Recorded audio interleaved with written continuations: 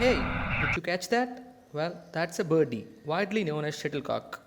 Most of us have played badminton at least once, so there's hardly any chance not knowing it. So here are some interesting facts about the badminton cock.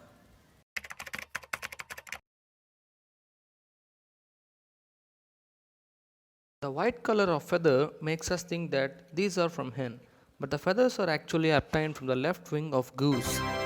They are simply bleached to get their white color. An average feathercock weighs between 4.75 and 5.5 grams, with a total length of 85 millimeters. A birdie mainly consists of four parts. Cork tip is the main mass of a shuttlecock, with a diameter range of 25 and 28 millimeters. It consists of layers of cork and synthetic foam enveloped with a white leather. Just have a look at the cross section of the cork and the key dimensions. Feather skirt consists of 16 equally sized and uniformly aligned feathers with a skirt diameter of 60 millimeters. Length of each feather is around 70 millimeters.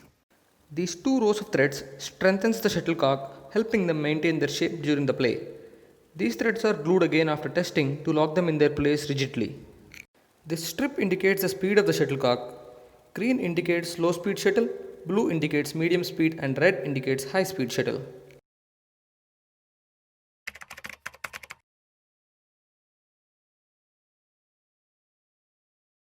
Feathers of right and left wing are oriented differently. The feathers from the left wing makes the shuttlecock fly in a clockwise spin which stabilizes its flight. The angular momentum vector will be in the direction of its motion while the drag force will be opposite to it, forming a balance that makes it move larger distances even with a high drag. But Adidas has claimed that both wing feathers are usable and the direction of spin greatly depends on the angle at which the feather stalk is inserted in the cork. And just as a homogeneity across all manufacturers, left wing feathers are preferred. The first three wings are skipped based on the length, and the next seven are potentially used. So, next time when you shatter a cock, don't say, "Oh my god," say, "Oh my goose," because a goose might have given its life for your play. Well, it can be any number 10, 50, or anything, but why 16? The diameter at the end of a birdie is around 60 mm, and each feather is about 3.7 millimeters. And if you do the math, you will get 16. That definitely doesn't sound convincing. Researchers have found out that if there are 16 feathers in a shuttle, it provides more speed along with drag and flips over in 40 milliseconds after the contact with the racket. 200 milliseconds later, the birdie is perfectly aligned to its new direction of travel. This chronophotography of a flipping shuttlecock is with a frame separation of 5 milliseconds. After 20 milliseconds, the shuttlecock symmetrical axis oscillates about its velocity direction with a period of oscillation about 80 milliseconds. And the aerodynamic drag applied on the shuttlecock is responsible for aligning the shuttlecock in its velocity direction. This torque is caused by the distinguished center of mass and center of pressure. Center of mass is close to the cork, meanwhile the aerodynamic center is closer to the center of the skirt. Increasing number of feathers increase the number of shafts near the cork, and the base of the feather skirt is enclosed by the feather shafts. There will be even more drag on the birdie and it cannot reach the far ends of the court.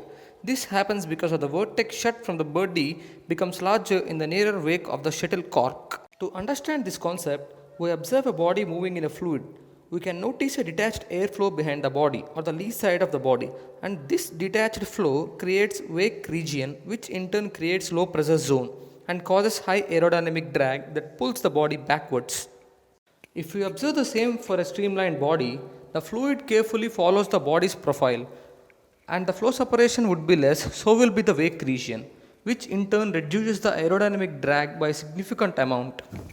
To reduce this drag force due to the formation of wake region, there has to be some gap left between the feathers so that the air can enter into it and reduce the drag. Although there is engineered drag force on the feathers which acts all along its flight.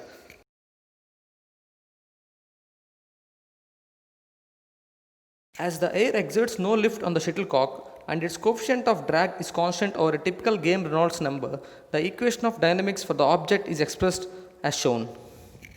If we look at the comparison of a normal parabola to the trajectory of a shuttlecock, we can find a steep curve at the end of its course.